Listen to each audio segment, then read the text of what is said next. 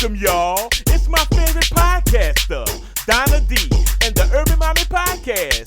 Make sure y'all subscribe and share. Tell a friend and hit that bell to keep up with the latest updates, because you don't want to miss what my girl got to say. I'm just saying. The Urban Mommy Podcast. Let's go.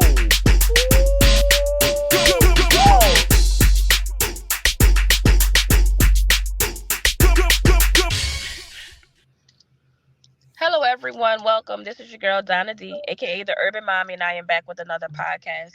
Today, I am joined by Mr. John Giordano, and he is going to be talking about addiction recovery, and the likes. Would you like to introduce yourself? I'm sorry, Dr. John Giordano. Would you like to introduce yourself? Okay. Hi, my name is Dr. Giordano, and I'm a recovering addict with 39 years in recovery. And we're going to be talking about the recovery end. I could talk about, in the beginning, I'll qualify for you. How long is their podcast, by the way? We kind of it just kind of depends on how things go. 30, 40. It just kind of depends on Okay. how Well, I things just want flow. to know so I know what to talk about, how long. Gotcha. Okay, for your audience out here. All right. I'm a kid from the South Bronx, as you see on my shirt. Okay. I'm an inner city kid, raised in the projects. I was in gangs. My family's like a mafia type family. My uncle's a hitman. My father was a heroin dealer. I got molested when I was 8.5. My father went to jail when I was 8 for 4 years. I got molested when I was 9 by my babysitter. She was 14.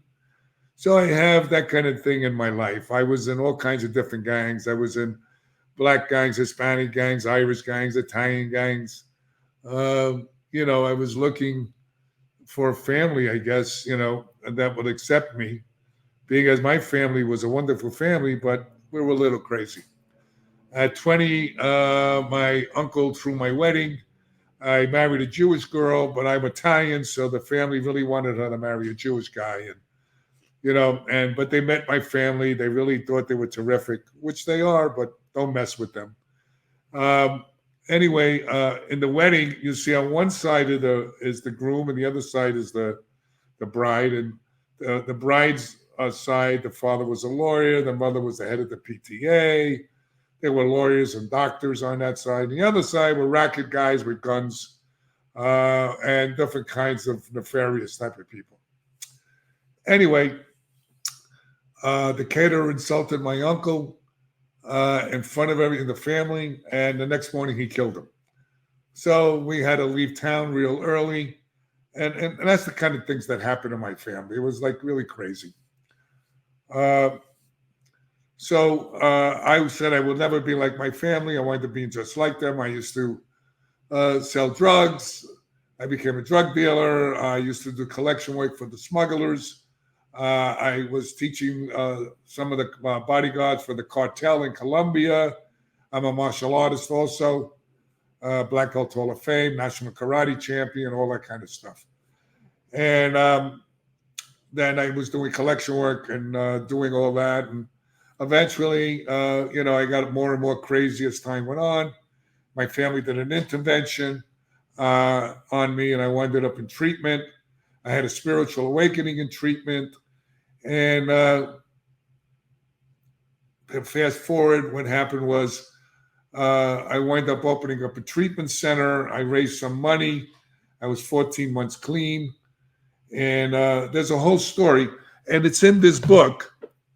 It's called The Kid from the South Bronx Who Never Gave Up.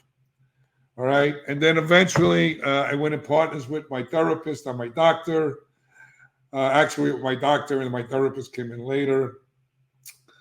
And they only had 3 years clean. I didn't have a lawyer. I just went in partners with them. They took the treatment center out from under me. Then I wind up being as I only went to the 9th grade, I had to go get a GED, which I did. I went back to school and got 300 hours of addiction training, but I needed 6,000 hours of supervision. So I had to stay there, even though they gave me the outpatient program. And I wound up staying there. I'm not going to go into a lot of details, but I wound up staying there for 3 years, and then I left.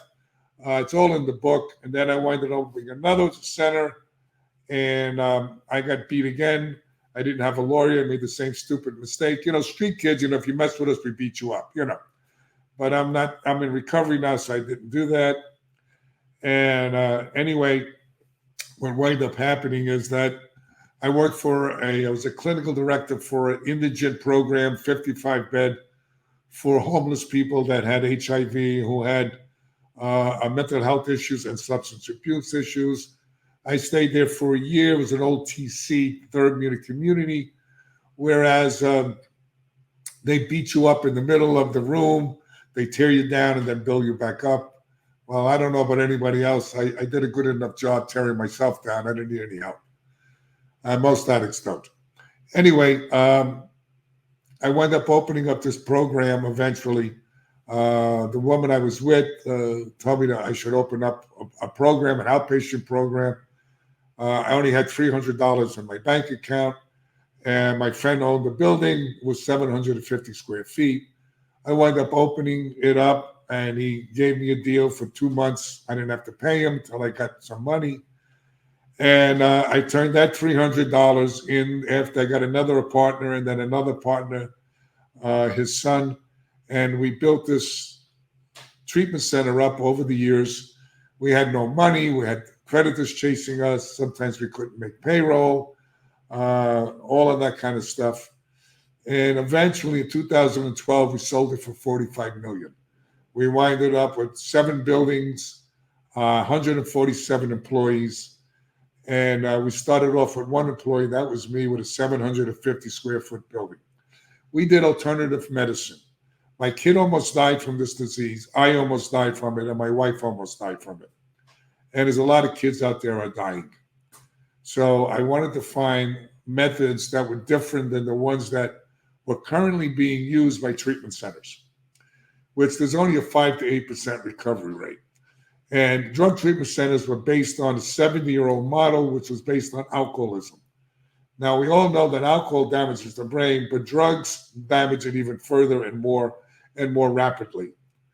And 28-day program is definitely not enough for the brain to heal. So what I did at our treatment center, we did hyperbaric medicine. That's oxygen under pressure that actually heals the cells in the brain. We also did acupuncture. We did massage therapy. That's not to be fancy. That's lymphatic massage to get the drugs out on a cellular level. All right. We did colonics to clean out the lower intestines. We did acupuncture, which has been around for thousands of years. We taught them meditation. We took them to the gym to exercise to build up their dopamine and serotonin. Those are your feel-good drugs that you manufacture naturally. We did karate classes to give them focus and discipline. We did light therapy, sound therapy. We did aromatherapy, neurofeedback, biofeedback. We did so many things. We did micronutrient testing to see where they were deficient in their body with nutrients, because when your nutrients are out of balance, so is your brain. We did gut testing, because gut is your second brain, which now it's coming out after 20 years I've been doing this and talking about it. And that's where dopamine and serotonin is manufactured. And there's more neurons in your gut than in your brain. And the bottom line is that if you don't take care of your gut, you're not taking care of your brain. This is a system. Your body's a system. It's not like just the head walking around. So if you have a low thyroid, you can have depression and anxiety. Most people don't know this. And if your gut is out of whack, where it's 90%, 80 to 90% of dopamine and serotonin, your feel-good drug that you manufacture naturally, is manufactured in your gut. If you have, boy, my brain just went out the lungs for a second. If you have hypoglycemia, okay, if you have closed head injuries, if you have low thyroid, if you have low testosterone, high testosterone, if you have leaky gut syndrome, H. pylori infection. All of these are precursors for depression and anxiety. But go look it up. I don't ask anybody to believe a word I tell you. Everything I'm telling you, I want you to look up for yourself, and you'll see what I'm talking about. I've lectured now to almost 100 countries. I'm in 80 medical and scientific peer-reviewed journals. Most doctors don't even have one. All right. I'm with a team of scientists that are geneticists, neuroscientists, clinicians, psychiatrists, and psychologists from around 12 universities.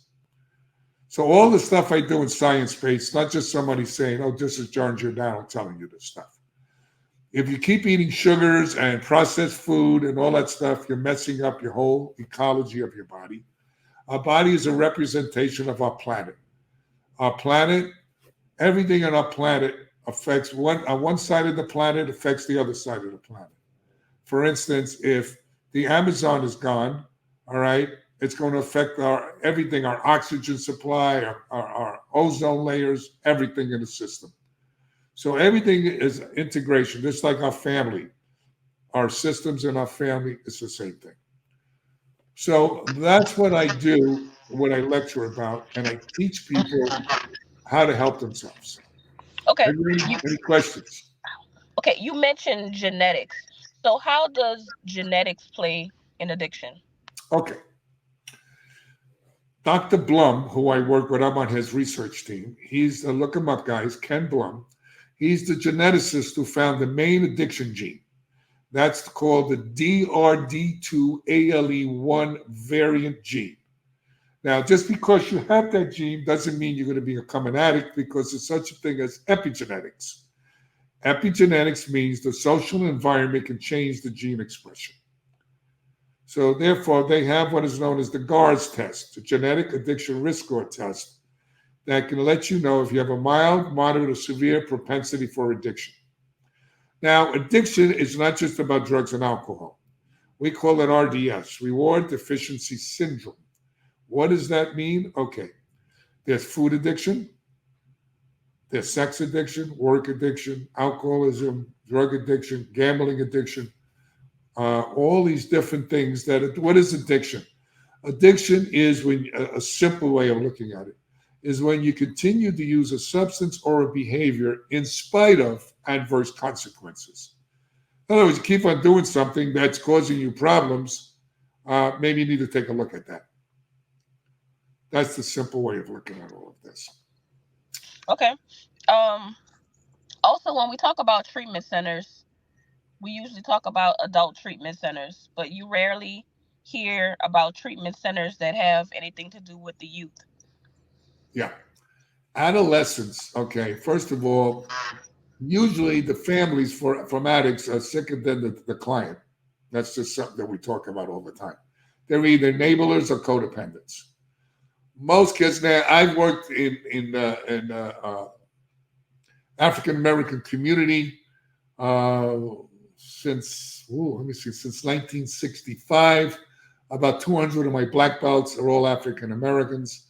The black community, whatever the term is, we call it African American, black community, Hispanic community. I don't know.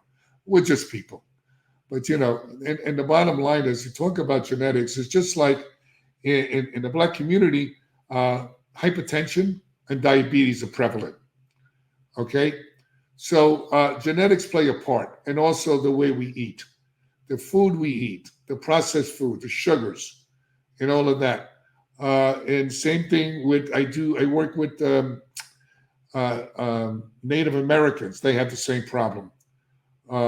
Diabetes and high blood pressure because of their diet.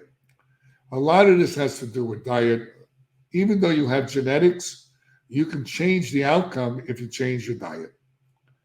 And there's a lot of stuff coming out now about weight loss using different weight loss drugs. People are losing 30, 40 pounds at a time every month, and changing the way they eat and also exercising and doing nutrients. We could change what happens to us, but we have to do the work. And most people don't want to do the work. That's the problem. Right. Okay. But I guess that's more preventative. But what about the kids that are already addicted? Is there thing? Because we have issues here. I'm in Louisiana, and there's like almost no addiction centers here for youth. You Okay, have to here's be 18 and here's over. why there's very little going on with youth. Okay, is because, first of all, when you're doing adolescent treatment, all right, a lot of them, okay, are, how would you say it? When you have a children, if you have adolescents with girls and guys, you have a lot of problems. Okay, that's number one. Number two, adolescents on the whole, uh, they don't have the experience or the controls of their emotions, and it becomes very violent also sometimes. So there's a lot of that kind of stuff going on with adolescents. Unfortunately, we don't have a lot of, the only thing we could do basically is do a lot of education, but it's a lot of the family systems. Now, I'm working, I don't know if you're familiar with Liberty City in Overtown in Florida. Now, well, that's the Black community, okay? I worked in that community since 1965. Matter of fact, and if you go to my website, the letter J, Giordano.com, you see I threw the James Brown concert in Liberty City, Overtown, right after the riots in 1981. Nobody wanted to go into the community because they were afraid. And what I did was I got the SBA people, the Small Business Association, involved with this Flea Market USA, which was selling booths to the people in the community as stores, but they didn't know how to run these things. So I got the SBA involved, and they taught people how to buy and how to do wholesale and how to run a business. And then I went to all of the deacons and the pastors in the community and to help them support what we were doing. And then I wanted to invite President Reagan to the opening of the flea market. Everybody laughed at me and thought I was crazy. President Reagan's going to come to a flea market. Well, the theme of the flea market was we were revitalizing Liberty City and Overtown and bringing the communities back together again. Well, 2 weeks later, I got a letter from the White House stating they were sending a representative. This is all documented, by the way, guys. It's not just me making this stuff up. And the letter stated that the president couldn't come due to a scheduling problem, but they're sending a representative, which was Carrie Meeks, who later became Senator Meeks. And she checked us out, checked me out, and wound up going to the Martin Luther King Foundation. And they presented me with the Martin Luther King Award on stage in front of 60,000 people showed up. It was a free concert. We had it in a giant parking lot, and as far as your eyes can see, in every direction, there were people shoulder to shoulder. So things can change, and the community came together, but you have to put the effort in. Now, as far as our kids go, it used to be auntie and grandma used to take care of the kids in the community. Unfortunately, now that changed. A lot of them became, crack mamas and dads were out there hustling and doing all kinds of stuff. So the kids have nobody really to raise them. So they wind up going into the gangs. Well, you must have the same thing in your community. Yes, we do. Yeah. Do you think that telehealth can replace face-to-face No. outpatient? No. Absolutely not. Why not? I believe human-to-human contact. It's all about rapport. Now, look, if you can't do it, you can't go, and you have to do that way, fine. But it's all about rapport. Okay, it's about getting together. Most of the kids and most of my black belts were gang members and things like that, just like me. And really, they just wanted respect. They wanted to feel wanted. They wanted to feel like they had a family. And, that's what we did with the karate. We really helped a lot of these kids. Some of them went to jail. Some of them died. Some of them became police officers, lawyers, doctors. A big mixed bag. But at least we were able to help some of the kids. Right. How do you think that COVID with quarantine and self-isolation had an effect on addiction? Oh, it made it even worse. People got stressed out. People didn't know what to expect. They couldn't leave their house. They were hustling. They didn't know what to do. And to me, shutting down the community was like ridiculous. I think this was a big money grab, if you want to know the truth. Huh. Okay. Uh, that's usually follow the money and you follow what's going on. Look, I may be a street kid, but as far as I'm concerned, the government is a bunch of street kids running it. It's all about money, power, and control. It's Yep. not really about us. And I'm not saying all the people there, but I believe a lot of them are like that. I don't care Democrat, Republican, I don't care who you are. And everything changed. And our communities are suffering. Yeah. And that's what's going on. And what people don't realize is that there's a book called The Art of War. Okay. And the way you beat an enemy that's bigger than you and stronger than you is from within. Uh, So look what's going on with drug addiction today. Man, I wouldn't get high today. I mean, you don't know what you're taking anymore. All right. You got fentanyl and you got now these other drugs that are coming out. Okay.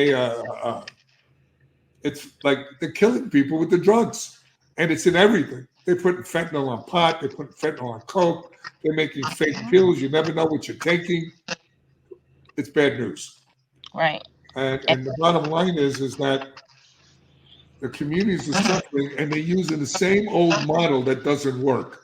There's only a 5 to 8% recovery rate. All right. And what happens is talk therapy is great, but that's dealing with the software of the brain. You got to get to the hard drive. What's driving all of these abnormalities? And it's usually, besides trauma, besides all of that stuff that we know that drives it, it's also the body that has medical conditions that causing depression and anxiety. Like I said earlier, we're not looking at any of this. We're treating people as like a head. We'll just send the head to treatment, leave the body home. And the bottom line is most therapists don't learn any of this. And we're learning the same technologies, the same techniques that don't really work very well. Right. And that it's was different actually cultures. People don't understand different cultures also. that's true. When you work in a community of inner city kids, they need life skill training. They need a whole bunch of other things. When you're working with the uptown people, they know they need to learn how to deal with life on life's terms. And see, money, okay, doesn't make things better. It can make things easier, okay? But I deal with a lot of very wealthy people. They're insecure, okay? They're lonely. They're empty. They don't trust anybody. I mean, it's like, it's doesn't matter. You got the inner city kids. They don't trust anybody. They're insecure. They don't have really any good support at home. Okay. And that's the deal. So it's very difficult. So we have to start looking at treatment to treat everything, to treat their diet, to make sure they exercise, get into sports. Like something like karate, martial arts are really good for the inner city kids. We've seen that help them to get rid of that anger and to get rid of all that stuff and learn how to channel it properly. That's what I did. Right. Do you think that you could have gotten over your addiction without therapy? No. First of all, I didn't go to treatment because I had a problem. I went to treatment because my family did an intervention on me, and I told you who my family was. Okay? So when I went to treatment, I didn't even know what treatment was. Therapy. Who am I going to? I'm going to talk to some guy I don't know. I'd have to kill him if I told him everything. So I'm not talking to some dude I don't know. How does he know what I know? You know what I mean? That kind of attitude. Well, I learned that was wrong. And, I couldn't believe how people could be nice to me in these programs of the 12 steps. I figured they wanted protection, they wanted money, or other things. But I found out they really wanted to help me. So it took me a while to build that up. You had to let your guard down. Very difficult because, in the streets, you let your guard down, homie don't play. You know what I mean? All right. And then you had to reinvent yourself after that. That's right.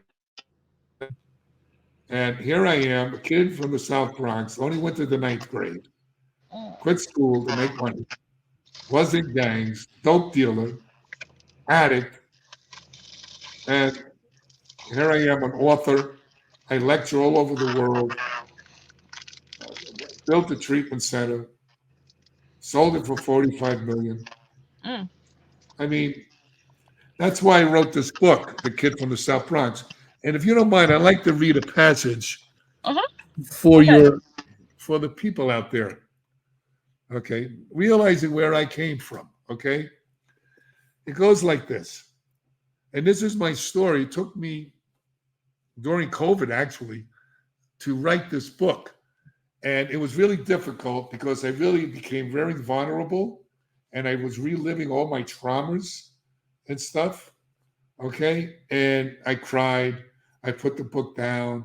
It took me a couple of months to get back into it again, and I wrote it. And I wrote it to help people, to show them it doesn't matter anything, they can be successful. So here is my roadmap.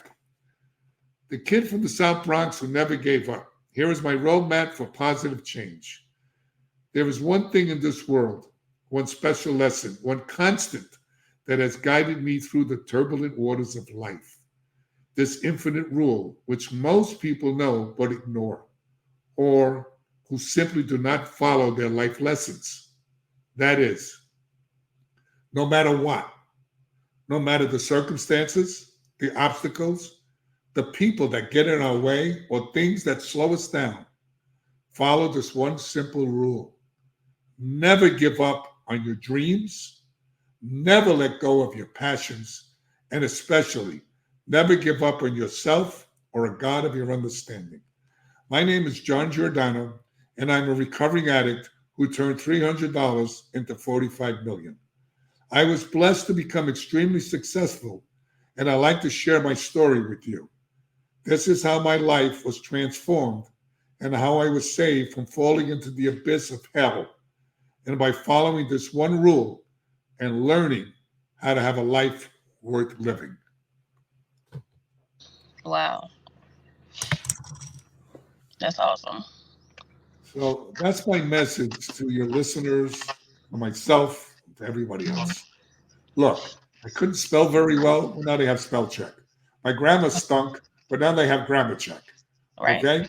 So look, when I was out there using and wheeling and dealing and running the neighborhoods and the streets, my friends were dealers, they were thieves, they were all kinds of different kinds of people. Now that I got into recovery, they're doctors, they're lawyers, there's all kinds of different people that are on a different path.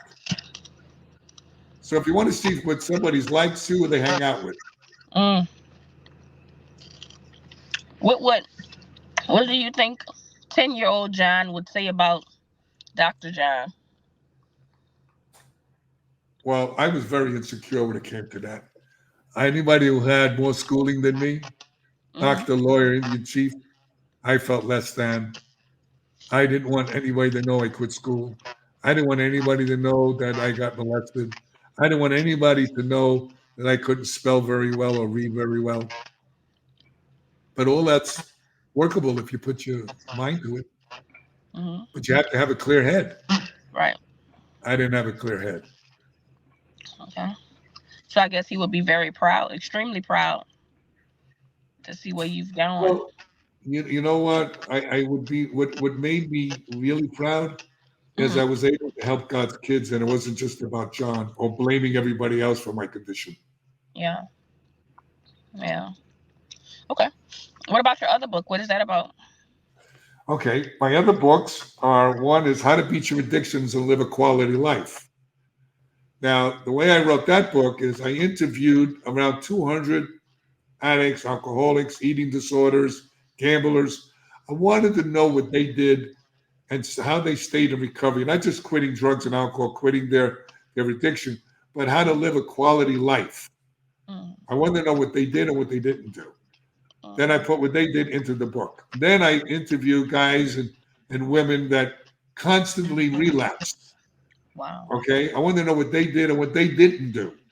And I put that into the book. And then I put my own stuff. And then there's a lot of research in that book, you'll see, and all kinds of diets and all kinds of uh, good information, but I know people don't like to read, so I made it in small little paragraphs, okay? Maybe about 4 or 5 lines. And Okay. you don't have to read it from cover to cover. Just pick a topic, okay, that you want to Okay. work on, and just go Okay. to that page and look at that topic. And and that's what the way it was written. Okay. All right. So you have 2 books or more?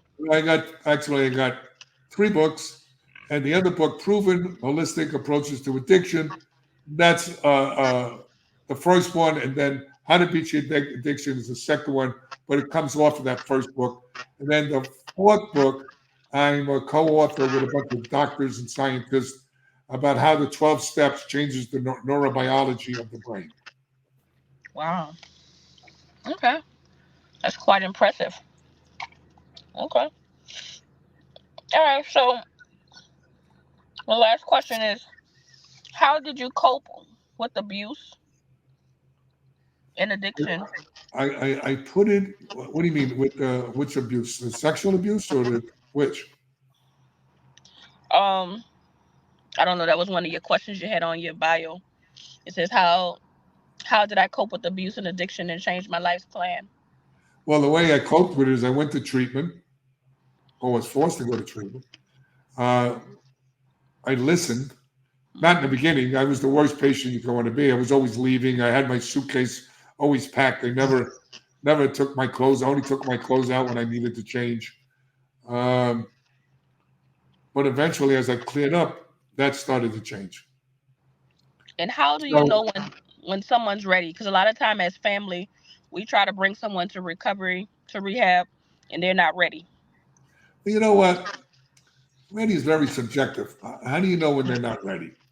Most people don't think anything's going to help them. Number one.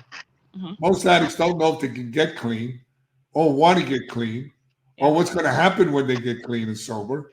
Hmm. So they're scared. All right. So sometimes it all depends. In wealthier families, they cut them off with money. All Yeah. right. They let them know if they don't go to treatment, they're not going to have anything. Or other people, they're facing jail. Okay, time. So they'd rather go to treatment than go to jail. So those are good ways of really dealing with addicts. All right. And the ones that, if they're ready or they're not ready, it's a crapshoot. The people, I was voted to be the most unlikely to stay clean. Well, here I am 39 years later. So, it's up to God, whatever God is to anybody. And the bottom line is nobody knows. Right. Okay. Okay. I like that.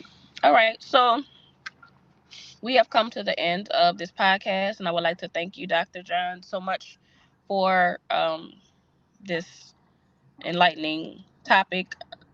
Thank you so much for being patient with me because you and I have been trying to have this podcast for a while and something always came up. So I thank you so much for being patient with me. But I definitely wanted to have this discussion because it's something that sits dear to my heart. So I thank you so much for being patient with me and thank you for having it because it was definitely needed. I hope that the the listeners took well to it. Well, I'm very honored to be on your podcast, by the way. You're doing God's work. Thank Okay. you. And that tells me you're a fine young lady. And Thank you. listen, there's kids out there that are dying. It's so Thank you. sad, and anything I could help. All I can say is go to my website. Okay.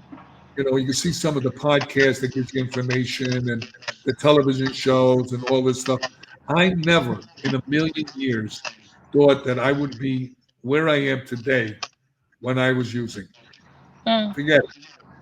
If you would have told me that, I probably would have punched you in the face thinking you're making fun of me.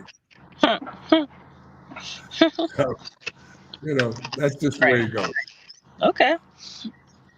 Okay. So thanks again. And I hope you have a very happy holidays. To all of the And you listeners, too. happy holidays to you all.